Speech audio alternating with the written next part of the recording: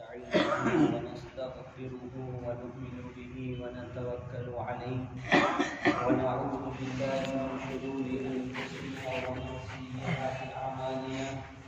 من يهده الله فلا مضل له ومن يضلله فلا هادي له ونشهد أن لا إله إلا الله وحده لا شريك له ونشهد أن سيدنا وسندنا ومولانا محمدا عبده ورسوله قال الله تبارك وتعالى في القرآن المجيد والفرقان الحميد أعوذ بالله من الشيطان الرجيم بسم الله الرحمن الرحيم فلعلك باخع نفسك على آثارهم إن لم يؤمنوا بهذا الحديث أسفا وقال النبي صلى الله عليه وسلم خير الناس من ينفع الناس قال النبي صلى الله عليه وسلم المؤمنون كرجل واحد إذا اشتكى عينه اشتكى كله وإذا اشتكى رأسه اشتكى كله أو كما قال عليه الصلاة والسلام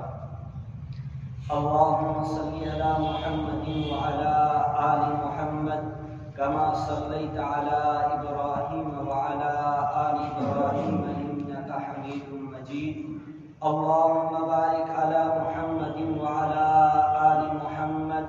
كما باركت على إبراهيم وعلى آل إبراهيم إنك حميد مجيد محترم سامعین کرام، ایمانی بھائیوں، اللہ تبارک و تعالیٰ نے قرآن پاک میں اور رحمت عالم صلی اللہ علیہ وسلم نے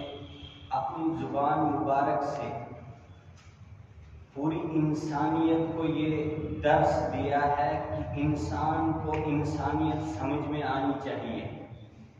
انسان کو انسان کا درد محسوس فیل ہونا چاہیے۔ جس انسان کے اندر انسانیت نہیں، جس انسان کے اندر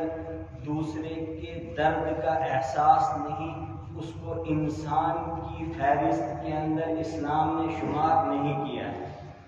میں آج ان روایات اور رحمت عالم صلی اللہ علیہ وسلم کی ان باتوں کو آپ کے سامنے پیش کرنے کی کوشش کروں گا جن میں یہ بتایا گیا ہے کہ دوسروں کے دکھ کا احساس کیسے ہوتا ہے اور رحمت عالم صلی اللہ علیہ وسلم نے اس احساس کو امت تک کیسے پہنچایا۔ پہلی روایت، رحمت عالم صلی اللہ علیہ وسلم ارشاد فرماتے ہیں خیر الناس من ينفع الناس،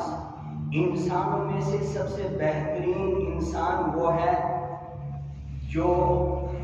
لوگوں کو نفع پہنچائے، یعنی وہ انسان بہتر نہیں ہے جو دوسروں کو تکلیف پہنچائے گا، درد پہنچائے گا، دکھ پہنچائے گا، دھوکہ دے گا۔ بہترین انسان رحمت عالم صلی اللہ علیہ وسلم کی امت میں وہ ہے من ينفع الناس، جو دوسروں کو دکھ نہیں بلکہ کیا کرے گا، آسانیاں پہنچائے گا۔ اور قرآن پاک نے کیا کہا فَلَعَلَّكَ بَاخِعٌ نَفْسَكَ عَلَىٰ آثَارِهِمْ إِن لَّمْ يُؤْمِنُوا بِهَٰذَا الْحَدِيثِ أَسَفًا۔ رحمت عالم صلی اللہ علیہ وسلم اپنی جان کو قربان کر دینے والے تھے۔ مقصد کیا تھا کہ یہ دنیا کے اندر ہر انسان جنت میں کیسے جائے گا اور جہنم کی آگ سے کیسے بچے گا، یہ کوشش تھی رحمت عالم صلی اللہ علیہ وسلم کی پوری دنیا کے اندر اس کا احساس دلایا۔ قرآن پاک نے مخاطب کر کے فرمایا لَقَدْ جَاءَكُمْ رَسُولٌ مِّنْ أَنفُسِكُمْ عَزِيزٌ عَلَيْهِ مَا عَنِتُّمْ حَرِيصٌ عَلَيْكُمْ بِالْمُؤْمِنِينَ رَءُوفٌ رَحِيمٌ، تمہارے پاس ایک ایسا رسول آیا ہے جس کو تمہاری تکلیفیں اس سے صحیح نہیں جاتی ہیں، تمہاری پریشانیوں کو وہ احساس کے طور پر اتنے اندر لاتے ہیں کہ ان کو محسوس کرنے کے بعد ان کو سہنا ان کے لیے دشوار ہو جاتا ہے۔ ایسے نبی کی آپ کے پاس آئے ہیں اور اسی نبی کی امت میں آپ کا شمار ہوتا ہے۔ دوسری روایت، رحمت عالم صلی اللہ علیہ وسلم نے ارشاد فرمایا لولا ان اشق علی امتی لامرتهم بتاخیر العشاء الى ثلث الليل، اگر مجھے اپنی امت پر مشقت کا ڈر نہ ہوتا تو میں اپنی امت کے ہر انسان کو عشاء کی نماز تہائی رات میں پڑھنے کا حکم دیتا۔ مثال کے طور پر آج کے حساب سے اگر ہماری رات 12 گھنٹے کی ہوتی تو ہمیں مغرب کی نماز کے بعد عشاء کی نماز 4 گھنٹے کے بعد تقریباً 11 کے بعد ادا کرنی تھی، لیکن آپ صلی اللہ علیہ وسلم فرماتے ہیں ایسا میں نے اپنی امت کو حکم نہیں دیا، بلکہ میں نے کہا کہ مغرب کی نماز کے بعد 1.5 گھنٹہ یا 1.25 گھنٹے کے بعد آپ عشاء کی نماز ادا کر سکتے ہیں۔ ایسا میں نے کیوں کیا، ان کے لیے آسانی کیوں لائی؟ رحمت لامتی، مجھے اپنی امت کے ہر انسان کا درد ہے کہ وہ مغرب کی نماز کے بعد اتنی دیر تک جاگا رہے اور اس کے لیے پریشانی کا سبب بنے گا۔ میں نے اس کے اندر کچھ کمی لائی، میں نے کہا کہ 1.25 گھنٹے کے بعد آپ عشاء کی نماز ادا کر سکتے ہیں۔ تیسری روایت، لولا ان اشق علی امتی لامرتهم بالسواک عند کل صلاۃ، اگر مجھے اپنی امت پر مشقت کا ڈر نہ ہوتا تو میں اپنی امت کے ہر انسان کو حکم دیتا کہ مسواک ہر نماز کے وضو کے وقت آپ کو کرنا فرض ہے، لیکن میں نے ایسا بھی نہیں کہا جو مسواک کر سکتا ہے اس کو فائدہ ملے گا، سنت بھی ادا ہوگی اور اس کے دانت بھی صاف رہیں گے، اور جو نہیں کر پائے گا کسی مجبوری کی وجہ سے گنہگار نہیں ہوگا۔ کہا کہ یہ آسانی کیوں کی؟ رحمت لامتی، مجھے اپنی امت کے ہر انسان کا درد ہے، ان کا دکھ، ان کا سہنا مجھے برداشت نہیں ہوگا، یہ آسانیاں لائی جا رہی ہیں۔ امام بخاری علیہ رحمہ نے حضرت عائشہ کا ایک قول بخاری شریف کے اندر نقل کیا، حضرت عائشہ کی بات کو نقل کیا اور کہا کہ حضرت عائشہ کہہ رہی ہیں کہ اللہ کے نبی کبھی کوئی کام کرنا چاہتے تھے اور کبھی کوئی کام یا کوئی بات کہنا چاہتے تھے، لیکن اس کے باوجود نہ وہ کام کرتے تھے نہ وہ بات کہتے تھے۔ اس کے بعد صلاۃ اللیل کا ایک واقعہ بیان کیا، اس میں کیا فرمایا؟ صلی رسول اللہ صلی اللہ علیہ وسلم ذات لیلۃ فی المسجد، ایک رات میں رحمت عالم صلی اللہ علیہ وسلم نے مسجد نبوی کے اندر نماز پڑھی، وصلی برسول اللہ صلی اللہ علیہ وسلم الناس، اور رحمت عالم صلی اللہ علیہ وسلم کے ابتدا میں کچھ لوگ جمع ہو گئے، یعنی ابتدا میں پڑھنے لگے اور آپ صلی اللہ علیہ وسلم امامت کرا رہے ہیں۔ رمضان المبارک کا مہینہ تھا، آپ صلی اللہ علیہ وسلم اعتکاف فرما رہے تھے، نصف رات میں باہر نکلے اپنے اس اعتکاف کے پردے سے اور نماز پڑھنے لگے تو لوگ کچھ پیچھے جمع ہو گئے۔ آپ کی ابتدا میں انہوں نے نیت باندھی، جب ابتدا میں نیت باندھی آج کا مسئلہ ہو گیا، یہ لوگ باہر جب یہ مسجد نبوی سے باہر نکلے، انہوں نے مسجد نبوی کے احاطے میں جو رہتے تھے، آس پاس رہتے تھے، ان کو کہا کہ ہم بہت خوش قسمت لوگ ہیں، ہم رات کو مسجد نبوی کے اندر نصف رات میں اچانک گئے، آپ صلی اللہ علیہ وسلم مصلی پر نماز پڑھ رہے تھے، ہم نے ابتدا میں نیت باندھی اور ہمارے امام الانبیاء بنے اور ہم ان کے مقتدی بنے، ہم سے اچھا خوش قسمت کوئی نہیں ہے، محمد صلی اللہ علیہ وسلم ہمارے امام تھے اور ہم ان کے مقتدی تھے۔ دوسرے دن انہوں نے جب ان لوگوں کو سنایا، دوسرے دن بہت سارے لوگ کثرت کے ساتھ جمع ہو گئے اور مسجد نبوی کے اندر گئے رات کے وقت میں، نصف رات میں۔ رحمت عالم صلی اللہ علیہ وسلم نصف رات میں اس پردے سے باہر نکلتے ہیں اور پھر نماز کی نیت باندھتے ہیں۔ ان لوگوں کی تعداد دیکھی، پیچھے مسجد نبوی بھر رہی ہے، اندر پورا حصہ بھر گیا، انہوں نے پیچھے نماز دوسرے دن بھی پڑھی۔ تیسرے دن کیا ہوا؟ ان لوگوں نے باہر جا کر مدینہ کے قبائل کے اندر بات پہنچا دی، یعنی مدینہ کے اطراف میں دور دور جو لوگ رہتے تھے، کہا کہ ہمیں اللہ کے نبی کے پیچھے نماز نصیب ہو رہی ہے رات کو، اگر کسی کو یہ سعادت چاہیے تو رات کے وقت میں اس کو مسجد نبوی کے اندر آنا چاہیے۔ تو سارے لوگوں کی اتنی تعداد ہوگی، حدیث پاک میں آیا کثر الناس، تیسرے دن مسجد نبوی کا اندر والا حصہ بھی بھر گیا، صحن بھی بھر گیا، اور جو وہاں حج کے لیے یا عمرہ کے لیے گئے ہوں گے، قبا تقریباً 2.5 کلومیٹر مسجد نبوی سے دور ہے، پیدل وہاں تک راستہ 2.5 کلومیٹر کا، تو حدیث پاک میں آتا ہے کہ قبا تک لوگوں کی تعداد بڑھ گئی، یعنی صفیں لگ گئی پورے مسجد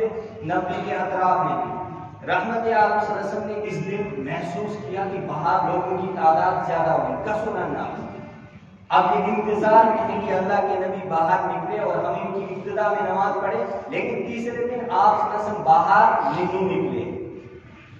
اب ان لوگوں کو یہ احساس ہوا کہ شاید آپ صلی اللہ علیہ وسلم کو آج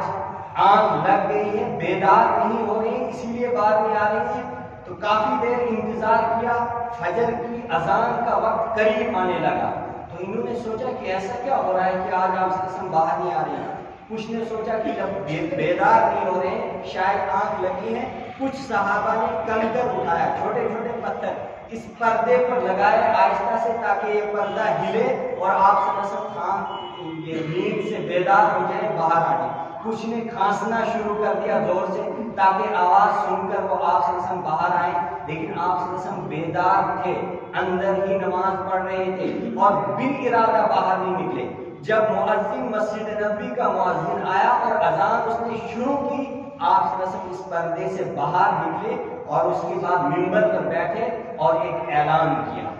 کیا اعلان کیا؟ صنعت الذی ما عرفت ما صنعتم، میں نے ان تمام چیزوں کو دیکھ لیا جو تم نے کیا، یعنی کنکر مارا وہ بھی مجھے پتہ چل گیا، کھانسنا شروع کر دیا وہ بھی مجھے پتہ چل گیا، لیکن لم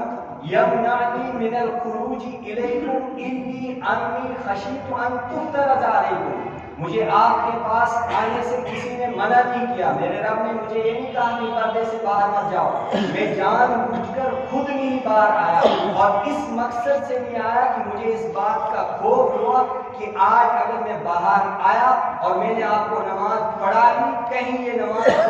فرض نہ ہو جائے، اور میری امت کے انسان تو دن میں نمازیں پڑھنے میں پریشان رہتے ہیں اور کبھی موقع نہیں ملتا، رات کو نصف رات میں مسجد میں جب جانا پڑے گا اور پابندی کے ساتھ نماز کو ادا کرنا پڑے گا، جب کوئی بیدار نہیں ہو پائے گا وہ گنہگار ہوگا، اس لیے میں باہر نہیں نکلا تاکہ یہ نماز تم پر فرض نہ ہو جائے۔ صحابہ نے پوچھا ایسا کیوں کیا؟ فرمایا رحمت لامتی، مجھے اپنی امت کے ان دکھوں اور دردوں کا احساس ہے، میں نے کہا کہ میں اپنی امت پر کسی طرح کی کوئی سخت چیز ان پر لاگو کر دوں، یہ میری امت کے لیے، میں ساری امت کے لیے رحمت بن کر آیا ہوں، بلکہ کائنات کے اندر اللہ کی زمین پر رہنے والے ہر انسان کے لیے رحمت بن کر آیا ہوں، مشقت اور پریشانی کا سبب بن کر مجھے اللہ تعالیٰ نے مبعوث نہیں فرمایا۔ اس کے بعد ضابطہ لکھنے والوں نے ایک ضابطہ لکھا، جہاں امت کا شوق اور نبی کی تائید یہ دو چیزیں جمع ہو جائیں گی وہ چیز امت پر فرض کی جاتی ہے۔ امت کا شوق ہے کثر الناس، لوگوں کی تعداد بڑھ گئی تھی، یہ امت کا شوق ہی تھا تبھی لوگ جمع ہو گئے تھے۔ اب نبی کی تائید کیا ہوتی اگر یہ پردے سے باہر آپ صلی اللہ علیہ وسلم آتے، لیکن آپ صلی اللہ علیہ وسلم خود نہ آئے، اگر یہ دونوں چیزیں جمع ہو جاتی، نبی صلی اللہ علیہ وسلم بھی باہر آتے، امت کی تعداد بھی زیادہ ہوتی تو یہ چیز فرض کر دی جاتی، لیکن ایسا نہیں کیا، صرف میرے اور آپ کے لیے ایسا نہیں کیا۔ آخری بات، چونکہ وقت کم ہے، میں نے جو آخری بات آپ کو سمجھانے کی کوشش کرنی ہے، اس دنیا سے جانے کا وقت بھی ایسا ہی ہوا، یعنی آپ صلی اللہ علیہ وسلم کی جب دنیا سے جانے کا وقت آیا ہے، عجیب ہے، انسان کے دل کو چور کر دینے والی باتیں ہیں اس کے اندر۔ جو آخری دن ہے اس دنیا کو چھوڑنے کا دن جب آیا ہے، اس وقت ایک فرشتہ آتا ہے جو فرشتہ ساری دنیا کی جانوں کو قبض کرتا ہے، جس کو اسرائیل کہتے ہیں، ملک الموت کہتے ہیں، موت کا فرشتہ، وہ آتا ہے، دستک دیتا ہے دروازے پر، کھٹکھٹاتا ہے۔ یہ پہلی مرتبہ اللہ کی زمین پر ہو رہا ہے۔ پوچھا گیا کیا، کیوں دستک دے رہے ہیں، کیوں کھٹکھٹا رہے ہیں؟ کہا مجھے اللہ تعالیٰ نے بھیجا ہے اور کہا ہے کہ محمد کو پوچھ کر جانا، بغیر پوچھے کوئی کام مت کرنا، محمد صلی اللہ علیہ وسلم سے پوچھنا کہ آپ اللہ کے پاس جانا چاہتے ہو یا دنیا کے اندر رہنا چاہتے ہو۔ جبریل امین بھی دوسری طرف کھڑے ہیں، وہ بولتے ہیں بہت پریشان نظر آ رہے ہیں۔ آپ صلی اللہ علیہ وسلم نے پوچھا پریشانی کا کیا عالم ہے، آپ کی پریشانی کیوں دکھ رہی ہے، آپ کیوں پریشان دکھ رہے ہیں؟ جبریل امین نے کہا کہ میری زندگی کا بھی آخری دن ہے، قرآن پاک کی آخری وحی لے کر آج آیا اور آج کے بعد مجھے آپ کے پاس آنے کا موقع نہیں ملے گا، اس لیے پریشان ہوں۔ دونوں فرشتے، سارے فرشتوں کے سردار جبریل امین اور ساری دنیا کی روح کو قبض کرنے والے ملک الموت، دونوں کھڑے ہو گئے۔ رحمت عالم صلی اللہ علیہ وسلم نے فرمایا اللہ تعالیٰ سے کہہ دو مجھے آپ کے ساتھ ملاقات کا بڑا شوق ہے، لیکن جب تک میری امت کے بارے میں مجھے کچھ گارنٹی نہ ملے میں تب تک نہیں آ سکتا ہوں اپنی امت کے افراد کو چھوڑ کر۔ جبریل امین یہ پیغام لے کر جاتے ہیں، اللہ تعالیٰ نے فرمایا جاؤ محمد سے کہہ دو من مات من امتی کا فتاب قبل موتہ بسنۃ قبلت توبتہ ولم ابالغ، اگر آپ کی امت کا کوئی انسان مرنے سے 1 سال پہلے توبہ کر لے گا اس کی توبہ کو بھی قبول کروں گا، میرے خزانے کے اندر کچھ کمی نہیں ہے۔ جب جبریل امین یہ پیغام لے کر آئے تو اللہ کے نبی نے فرمایا السنۃ کثیر، 1 سال تو بہت زیادہ ہے، اس میں میری امت کے افراد غلطیاں کر سکتے ہیں، اس لیے کہ انسان سے غلطیاں ہوتی ہیں، میری امت کے افراد اس عرصے میں غلطیاں کر سکتی ہیں، کچھ اور کم کراؤ۔ دوسری مرتبہ جبریل کو بھیجا جا رہا ہے صرف میرے اور آپ کے لیے۔ جب عرش پر جاتی ہیں اللہ تعالیٰ نے فرمایا جاؤ اب محمد سے کہہ دو من مات من امتی کا فتاب قبل موتہ بشہر قبلت توبتہ ولم ابالی، اگر آپ کی امت کا کوئی انسان مرنے سے صرف 1 مہینہ پہلے توبہ کر دے گا اس کی توبہ کو بھی قبول کروں گا، میرے خزانے کے اندر کچھ کمی نہیں ہے۔ اللہ کے نبی نے اس موقع پر بھی فرمایا الشہر کثیر، 1 مہینہ بھی بہت لمبا ہے، میری امت کے افراد اس میں بھی کچھ غلطی کر سکتے ہیں، ابھی کچھ اور کم کراؤ۔ تیسرا چکر لگوایا جا رہا ہے، جبریل امین جاتے ہیں، اللہ تعالیٰ نے فرمایا جاؤ آپ محمد سے کہہ دو من مات من امتی کا فتاب قبل موتہ بجمعۃ قبلت توبتہ ولم ابالی، اگر آپ کی امت کا کوئی انسان مرنے سے صرف 1 ہفتہ پہلے توبہ کر لے گا اس کی توبہ کو بھی قبول کروں گا۔ تو اللہ کے نبی نے فرمایا الجمعۃ کثیر، 1 جمعہ سے لے کر دوسرے جمعہ تک 7 دن ہوتے ہیں، اس میں بھی میری امت کے افراد غلطی کر سکتے ہیں، ابھی کچھ اور کم کراؤ۔ چوتھا چکر لگایا جا رہا ہے، ملک الموت کھڑا ہے، ڈیوٹی پر ہے، دنیا کے اندر پہلی مرتبہ ایسا ہو رہا ہے۔ جب جبریل امین چوتھی مرتبہ جاتے ہیں اللہ تعالیٰ نے فرمایا جاؤ آپ محمد سے کہہ دو من مات من امتی کا فتاب قبل موتہ بساعۃ قبلت توبتہ ولم ابالی، اگر آپ کی امت کا کوئی انسان مرنے سے صرف 1 گھنٹہ پہلے توبہ کر لے گا میں اس کی توبہ کو بھی قبول کروں گا، میرے خزانے کے اندر کچھ کمی نہیں ہے۔ اس موقع پر رحمت عالم صلی اللہ علیہ وسلم نے فرمایا الساعۃ کثیر، 1 گھنٹہ بھی بہت لمبا ہے، 1 گھنٹے کے اندر 60 منٹ ہے، میری امت کے انسان سیکنڈوں کے اندر کفریہ کلمہ نکال کر کہیں جہنم کے مستحق نہ ہو جائیں گے، کسی کو دھوکہ دے کر، کسی کو جھوٹ بول کر، کسی پر ظلم کر کر کہیں جہنم میں نہ جائیں، کچھ اور کم کراؤ۔ 6ٹھی مرتبہ بھیجا جا رہا ہے، ملک الموت کھڑا ہے ایک طرف، جب 6ٹھی مرتبہ جاتے ہیں اللہ تعالیٰ نے فرمایا جاؤ اب میرے محمد سے کہہ دو اطمئن، مطمئن ہو جاؤ، من مات من امتی کا فتاب قبل موتہ بغرغرۃ قبلت توبتہ ولم ابالی، اگر آپ کی امت کا کوئی انسان مرنے سے صرف کچھ لمحے پہلے، یعنی اس کی سانس بند ہو جائے، بول نہیں سکتا ہے، دل کے اندر اگر اس نے توبہ کر لی ہے اللہ اس سے پہلی زندگی میں نے گناہوں کے اندر گزاری ہے، لوگوں کو دھوکہ دیا ہے، جھوٹ بولا ہے، ظلم کیا ہے، اے اللہ معاف فرما دے، اگر وہ توبہ دل کے اندر بھی کرے گا میں اس کی توبہ کو بھی قبول کروں گا، ولم ابالی، میرے خزانے کے اندر تو اس سے کچھ کمی نہیں ہوگی۔ اللہ کے نبی نے اس موقع پر فرمایا الآن، یہ بات بن گئی، اب ملک الموت کو کہا کہ اب ان کی ڈیوٹی ختم ہوگی، آپ شروع کرو اپنا کام، یعنی روح میری قبض کرو، اس لیے کہ میری امت کے بارے میں مجھے ایک گارنٹی ملی کہ میری امت کا کوئی انسان مرنے سے کچھ لمحے پہلے بھی اگر توبہ کر لے گا تو اللہ تعالیٰ اس کو بھی معاف کر لے گا۔ میری یہی دنیا کے اندر آنے کی منشا تھی کہ میری امت کا ہر انسان بچ جائے، جہنم کی آگ سے بچ جائے، وہ مجھے مل گئی، آپ میری روح قبض کرو۔ جب روح قبض کرنے لگے تو روایات کے اندر آتا ہے کہ اون مبارک سے ملک الموت نے روح شروع کر دی قبض کرنا، اور یہاں تک جب پہنچے سینے مبارک کے پاس پہنچے، آپ صلی اللہ علیہ وسلم نے اس وقت روکا ملک الموت، فرشتے کو روکا، آدھی جان نکل چکی ہے، آدھی باقی ہے، فرمایا یا ملک الموت، اے موت کے فرشتے ایک مرتن واحدہ، 1 مرتبہ پھر تجھے میں روک رہا ہوں۔ کیا پوچھا، روکنے کے بعد کیا کہا؟ انسانوں کو یہی جملہ انسانوں کو چور کر دینے والا ہے کہ ہمارے نبی نے ہمیں کس درد کا احساس دلایا تھا، ہمارے پاس سورس آف انجوائے کیا کیا چیزیں بنی ہیں، لیکن اللہ کے نبی نے ہمیں کون سی چیزیں دی تھی، وہ یہاں اس جملے سے آپ کو احساس ہوگا۔ اللہ کے نبی نے اس سے فرمایا اے موت کے فرشتے، کیا جس طرح تو نے پاؤں سے لے کر میرے سینے مبارک تک مجھے تکلیفیں دی ہیں، کیا اسی طرح میری امت کو قیامت تک جو میری امت آئے گی ان میں سے کچھ افراد کو کیا تو اسی طرح تکلیفیں دے گا؟ موت کے فرشتے نے کہا کہ آپ تو سارے انبیاء کے سردار ہیں، دنیا میں بھی آپ کو سرداری ملی ہے اور محشر کے میدان میں بھی جب حوض کوثر کا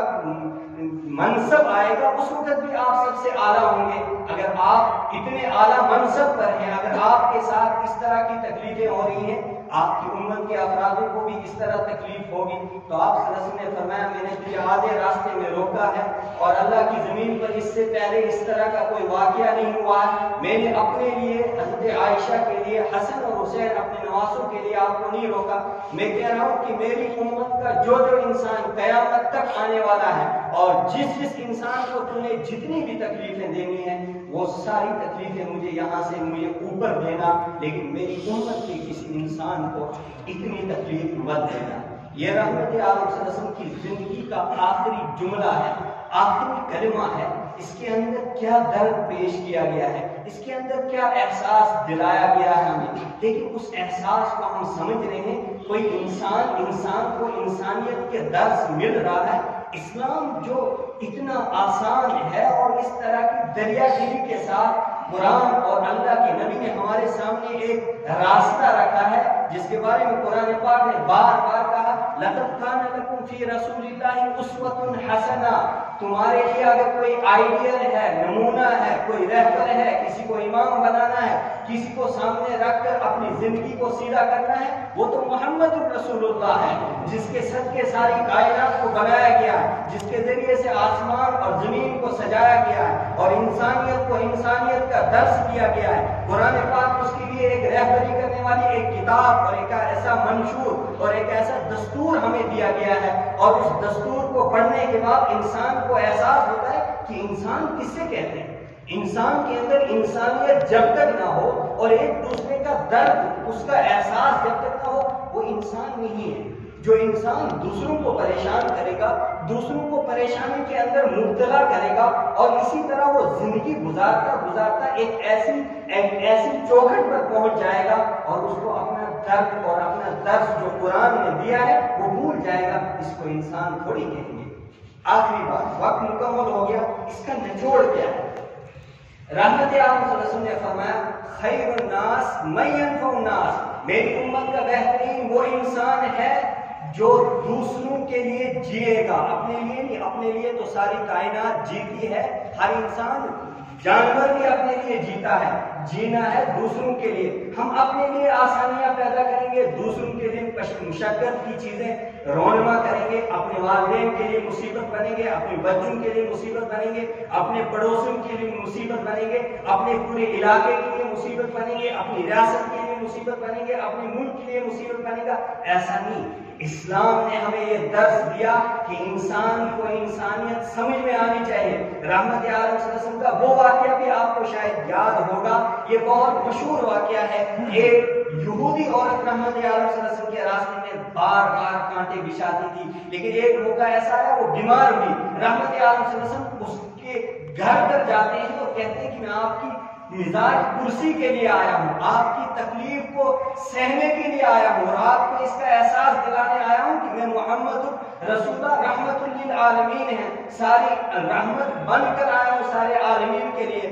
اور جب آپ صلی اللہ علیہ وسلم اس کے گھر میں جاتے ہیں، وہ کلمہ پڑھتی ہے اسی وقت جس وقت رحمت عالم صلی اللہ علیہ وسلم اس کے گھر میں پہنچتی ہیں، تو پتہ چلا کہ اسلام، قرآن، رحمت عالم صلی اللہ علیہ وسلم کی زندگی ہمیں یہ درس دیتی ہے کہ دوسروں کو کبھی پریشان نہ کیا جائے، ہر انسان کے ساتھ اچھائی کے ساتھ، حسن سلوک کے ساتھ، اور ان چیزوں کے ساتھ رہنا چاہیے جن سے انسان کو انسانیت کا درس ملے، ورنہ دنیا میں رہنے کا ہمیں کوئی فائدہ نہیں، مرنے کے بعد یہ ساری چیزیں ہم سے پوچھی جائیں گی۔ اللہ تعالیٰ آپ کو بھی مجھے بھی توفیق نصیب فرمائے، رحمت عالم صلی اللہ علیہ وسلم کے بتائے ہوئے راستوں کے مطابق زندگی گزارنے کی توفیق نصیب فرمائے۔ اللہ تعالیٰ قرآن پاک کو ہماری زندگی کا عنوان بنائے، اللہ تعالیٰ امن و امان قائم فرمائے اور سہولت کے ساتھ زندگی گزارنے کی توفیق نصیب فرمائے۔ موت کا وقت آنے سے پہلے ہمیں وہاں کی تیاری کرنے کی توفیق نصیب فرمائے۔ آخری وقت میں اللہ تعالیٰ ہم سب کو کلمے والی اور ایمان والی موت نصیب فرمائے۔ وآخر دعوانا الحمدللہ رب العالمین۔